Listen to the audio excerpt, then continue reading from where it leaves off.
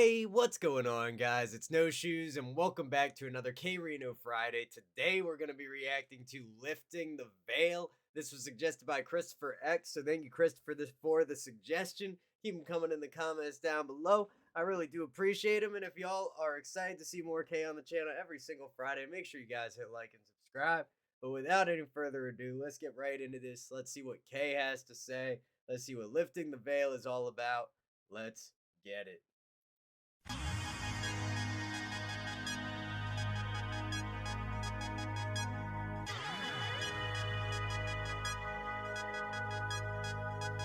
As we go deeper, lifting up the veil. Okay. Veil of ignorance. Truth will never ever fail. Huh. Lift the veil. Okay, interesting start there. I really like that beginning with the way they have the big, open, nice melodic part of K, and then they have underneath it, it's just above a whisper with the bars. I wish they would have let it last longer though, because it sounds like he just jumps right in after those first two lines. I'd love to hear some more of that, but hopefully it'll come back on the hook. Up the veil. Veil of ignorance. Truth will never ever fail. Lift the veil so we can uncover what the facade is. The best question a person. Lift the veil so we can uncover, or just uncover, open it up, take a look at what the facade is, which a facade in a way is also kind of like a cover, you know, put it over something, make it look nice on the outside. So we can uncover what the facade is. The best question a person can ask is who God is. Right up to the minute that I'm speaking, there are doubts of God's existence, his identity, and his whereabouts, and life's purpose, and how to shoot a Interesting.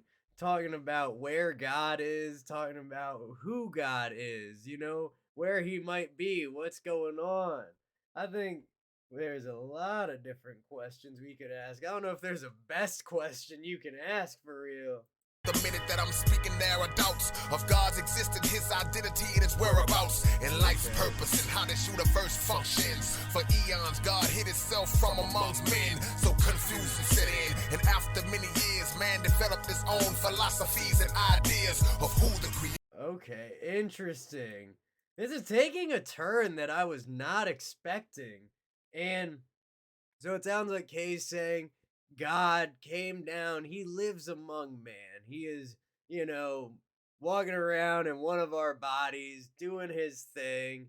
And then let's see where it goes from here, because From amongst men, so confusion set in. And after many years, man developed his own philosophies and ideas of who. Okay, so then talking about, you know, with God being down among us, he's gotten to see all the different ideas man has come up with about God, what it might be, how it manifests, all this and that.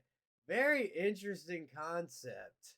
Developed his own philosophies and ideas of who the creator is and how we all came, without scriptural evidence to verify claims. Devils with wicked theorized aims, who realize the truth and then intentionally exercise change. And over time the holiness was Interesting. I feel like there's like this just big concept, and as we get deeper into the track, I feel like I'll understand it more. But it's a very interesting place to just kind of jump in and be like, this is God, this is what's happening, like God's walking around, we're doing all this. It's very interesting. But it's cool. I like the flow. It goes well with the beat. Let's keep it rolling. the truth and then intentionally exercise change. And over time the holiness was stripped out and took. God's word was not always in the form of a book. The laws and the wisdom was always told to the prophets. And it's in a book, depending on which God you believe in necessarily. It's in a book that's been translated time and time and time and time again, like the biggest game of telephone in history. It was not always in the form of a book. The laws and the wisdom was always told to the prophets originally and placed on a scroll, which those who wanted to read came and and looked on, but eventually was compiled into a book form. The variations came through translation, the Greeks knew the original tongue the scriptures came from was Hebrew. The foundation of Christianity was drawn up from it. This is very interesting.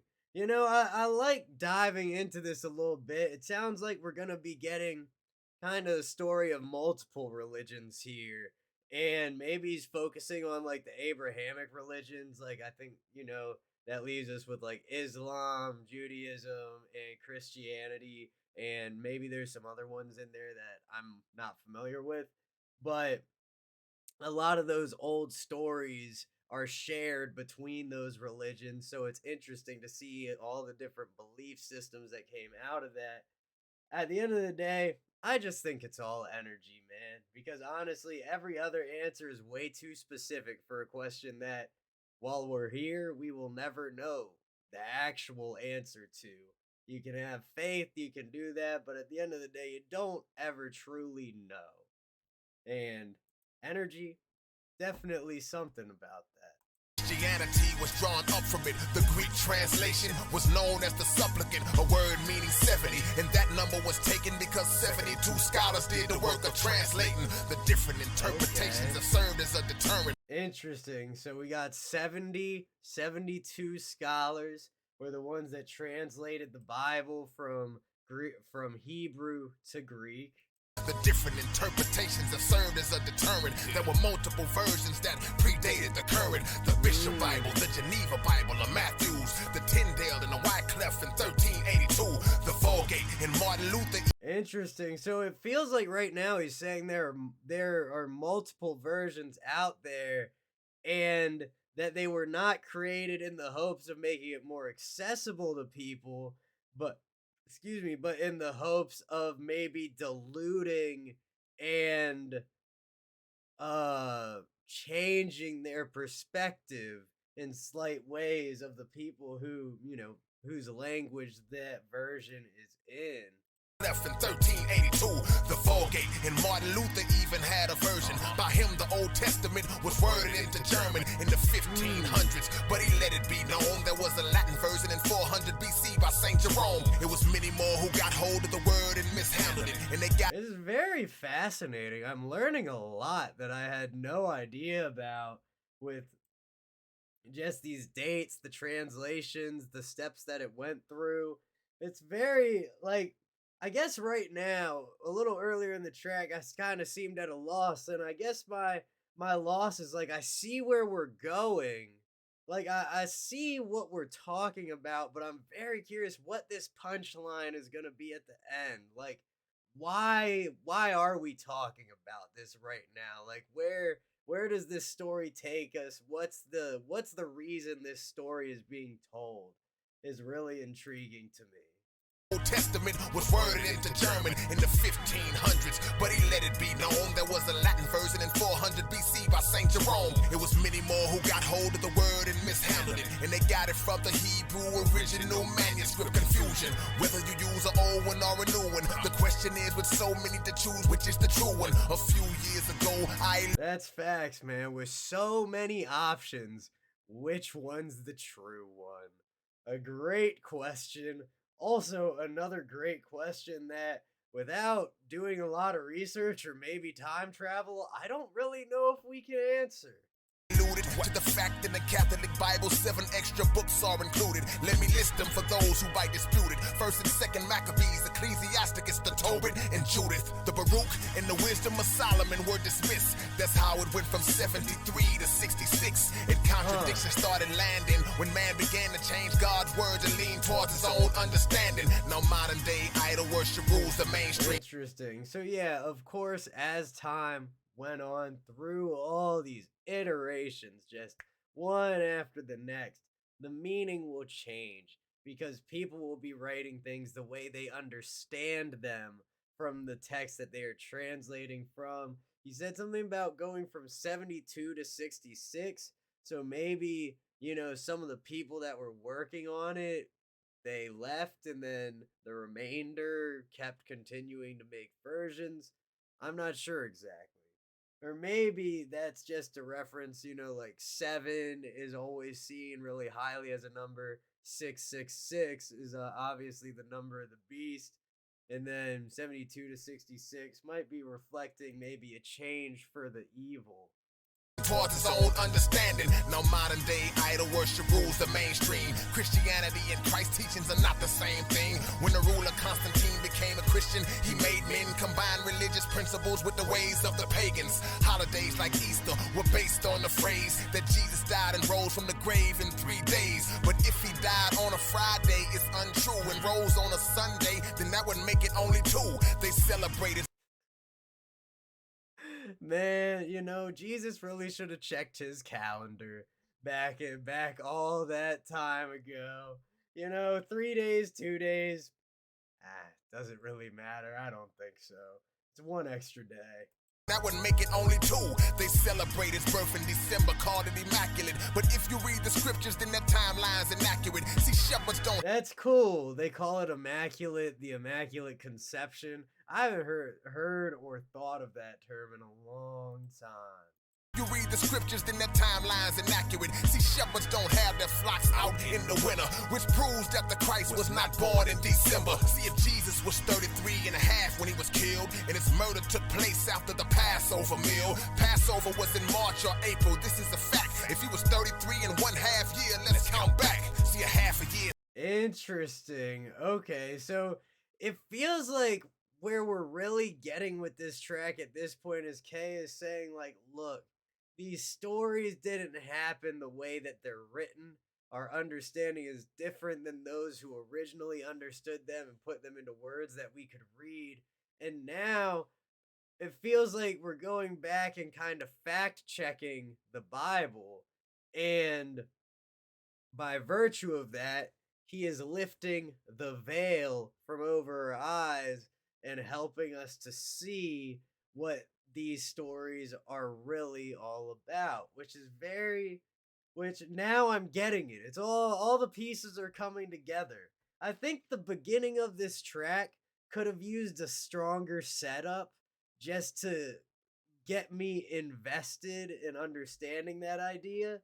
But now that we're halfway through and all the puzzle pieces are starting to fill up the board, fill in the borders, I can see where we're going with this.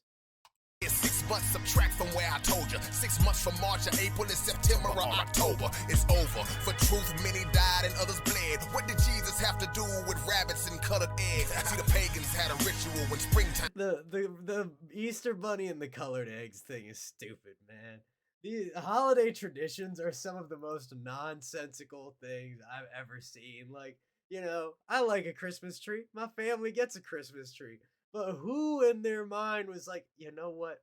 Let's bring the outside in this year for winter. I saw that tree shivering. We're going to put a skirt on it and we're going to hang decorations and lights all over it. And we'll keep it alive inside of our house in a bucket full of water. Why? Who thought of that? April to September or October, it's over. For truth, many died and others bled. What did Jesus have to do with rabbits and colored eggs? See, the pagans had a ritual when springtime came around, and women painted their bodies and hid till they were found. And homosexual men hid too, and whoever found them can do any sex act they chose to. With Jesus' name, lies for bread. Now that is a crazy Easter story. That sounds like a great Easter, man. But just a bunch of women painted, hiding about. That's crazy. Any sex act they chose to. With Jesus' name, lies for bread. That tradition was passed down, and that's the reason why you hide eggs. And if this is the true date and something's unclear, why does Easter fall on a different day every year? What is Thanksgiving about? That's facts. That's facts, dog. I am not a fan of, like, the first Sunday in April rule, or like with Thanksgiving. It's always a Thursday. So it's a different day every year, and it's like that's less related to like an actual day, I feel like, but it's similar. Why? Just pick a day, dog. It doesn't make sense. Oh, it has to be Sunday. It has to be Sunday. Nah, if it makes sense to be the same day that everything happened on. You hide eggs, and if this is the true day, then something's unclear. Why does Easter fall on a different day every year? What is Thanksgiving about? Who are the pilgrims? The wicked criminals who tricked the Indians and killed them. You love Chris Columbus, but he was no friend of you. He left Europe and got lost. He thought he was in India. 63 years later, Africa's infiltrated. Isn't that crazy that there was a point in history where you could be trying to sail from Europe to India and accidentally end up in America, but have no way of knowing where you are, so you just assume it's India? That's like the ultimate pretending to know what's going on so everybody else around you doesn't panic. You land in a different country with different people than you were expecting. Like, that's crazy. 63 years later, Africa's infiltrators, the motherland invaders, American slave traders, the devious thieves who came to Africa to seize us, transported the blacks on a ship named Jesus across the Atlantic, made stops. That's wild. Let me know in the comments, man. Was there a ship named Jesus that was a slave ship? That would be a very interesting story. Blacks on a ship named Jesus across the Atlantic, made stops in the Caribbean, depicted Jesus' image as a blonde European, conniving, conditioned our minds and put the lies in, when Revelation 1 and 14 clearly describes him. This won't close to all of the... Interesting. Okay. So we're even getting some references to specific Bible verses added in here. This is very well put together. I love how this track came together over the course of it. Now that we're, almost 2/3 of the way through, it's really starting to all line up. And the way he's starting to talk about the ridiculousness of how we celebrate holidays and the importance of the day and all this and that. This is very, very cool. Put the lies in, when Revelation 1 and 14 clearly describes him. This won't close till all of the lies have been exposed. The CIA and FBI knows of UFOs. See, some claim conspiracy and mock presented truth. Go research the evidence and documented proof. You can find them in the Bible. The prophets know what they are. In the book of Ezekiel, the wheel that he saw. The government knows they're real, but it rarely surfaces. But more importantly, they know what their real purpose is. Economy. Hold up, that was a nice rhyme. Go research the evidence and documented proof. You can find them in the Bible. The prophets know what they are. In the book of Ezekiel, the wheel that he saw. The government knows they're real, but... Interesting. Let me know if I'm wrong, but in the Bible, are there some sections called like proofs or something like that? I might be making that up. It's been a long time since I've gone to church. I was raised Catholic, by the way, for the context of this video, but obviously I've kind of left that behind. I don't know what God is. Maybe he's a platypus. Maybe it's everything. Maybe we're all God. Maybe I'm just God. I don't know. However it happens, let's keep this going. That he saw. The government knows they're real, but it rarely surfaces. But more importantly, they know what their real purpose is. Economy falling, people tricked by the government. Calamities and plagues are all part of God's judgment. And in the end, real truth is never curtailed. When the facts get covered up, we're lifting up the veil. Come on. I like that, when the facts get covered up, lifting up the veil. Hold up. I think I might have said that a little wrong. Real truth is never curtailed. When the facts get covered up, we're lifting up the veil. Come on. Lifting up the veil. The veil of ignorance. Yes, sir. Study. Learn the truth. Don't just take what people say on face value. Do your research.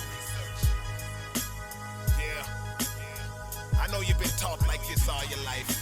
This is interesting. So now we're getting this much slower section. We've transitioned out of the main singular verse that went across this whole track, but we still got a little over a minute left. And right now it's slowed down a lot. Feels like it's coming to an end, and Kay's taking on a more conversational role. Do your research. Yeah. I know you've been taught like this all your life. I know what mama said. I know they didn't give you this in school, elementary, middle school, high school, college, even the church. So that means it's up to you. Get your knowledge up. Don't be afraid to challenge the preacher and the teacher. Ask. This is interesting. I think we're getting to the point in the track where I feel like we could have had a very concise and short and sweet ending that just wraps up everything nicely. But we came out of that super powerful, super long verse. And now K is again on like a very conversational, relaxed verse, is really what's coming out right now. And I'm just mentally ready to have absorbed everything I needed to from the track and have it trail off. But we still got 45 seconds left, at least based on the video. Let's see where this goes. I think it's time for it to fade out and let's taper down. Questions, read, learn history, true history. Oh yeah, and it's a man named Elijah Muhammad. Check him out. You might learn something.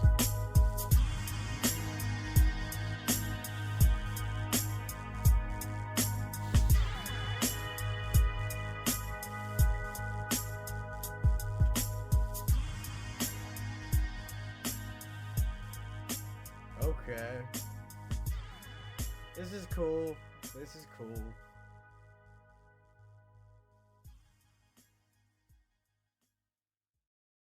Boom. Beautiful. Yeah. That little end section right there, way too long. I think at least. For my taste, we could have ended the song at like 5 minutes 45 seconds, compressed all of that stuff in that last little section into a more concise package, say like 4 little lines after the verse and just end it off, because I think we really lost that power and speed, or not speed, but just that momentum, that grip that first verse had me in. And then it gets a little soft, it goes a little floppy afterwards, and it didn't need to end that way. Either way though, that was Lifting the Veil, and for the 99% of it, that is an amazing track, and I really enjoyed checking it out. Thank you again to Christopher X for the suggestion. Keep them coming in the comments down below. Make sure y'all hit like, hit subscribe, and hit that bell. It really does help out. Much love to everybody in the No Shoes gang, and I will see you all next time.